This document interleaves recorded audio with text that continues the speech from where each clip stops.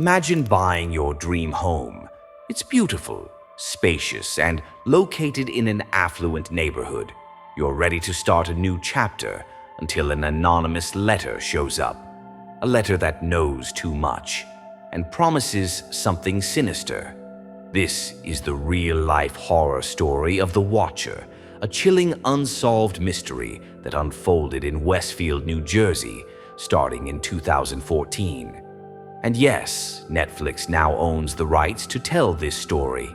So, let's dive into what really happened. In June 2014, Derek and Maria Broaddus purchased a $1.3 million home at 657 Boulevard. Located in a prestigious neighborhood, this 6-bedroom house symbolized everything they had worked for. They hadn't even moved in yet. Derek was doing some light renovations when he decided to check the mail.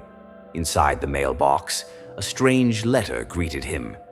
Dearest new neighbor at 657 Boulevard.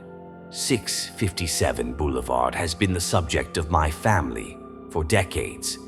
My grandfather watched the house in the 1920s, my father in the 1960s. It is now my time. Do you know what lies within the walls of 657 Boulevard? I will find out. Signed, The Watcher. The letter mentioned their car, the contractors at the house, and even referenced their children. Shaken, Derek rushed home to his wife, and they immediately contacted the police. The letter had no return address, just the ominous signature, The Watcher. A few days later, Maria stopped by the house and discovered a second letter. This one was worse. It referenced their children by nickname and birth order. It even said, I saw her using her easel yesterday. Is she going to be an artist? This was terrifying because that easel was in a hidden back room, obscured by trees. There was only one possible conclusion. The Watcher was very close. Another line read, Do your children play in the basement? I'd be afraid if I were them. If you were upstairs, you'd never hear them scream. At this point, Derek and Maria knew they couldn't move in, and so the house sat empty while more letters arrived. They reached out to the previous owners, the Woods family. Oddly enough, they admitted to receiving one letter, days before they moved out. It wasn't threatening, just strange. They threw it away. Meanwhile, suspicion turned to the Langfords, a family next door. One adult son, Michael, was known around town for being a bit odd. He was questioned but denied everything. Later, DNA testing on the envelopes ruled him and even his sister out. Desperate, Derek launched his own investigation. He installed security cameras, hired private detectives, even consulted FBI profilers and handwriting experts. Still, no clear suspect emerged. The Broadduses never spent a single night in their new home, and while they kept renovating it, hoping to sell, rumors swirled. Some neighbors suspected the couple had staged the letters themselves, but as their finances and mental health deteriorated, that theory seemed less likely. Why would anyone put their children through this level of terror for years just to sell a story? Eventually, unable to sell the house, the Broadduses rented it out. The renters were warned about the Watcher in the lease.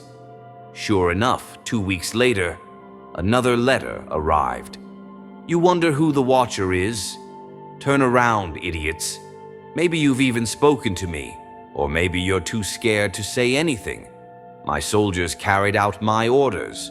All hail the Watcher. Though rattled, the renters chose to stay, under tighter security.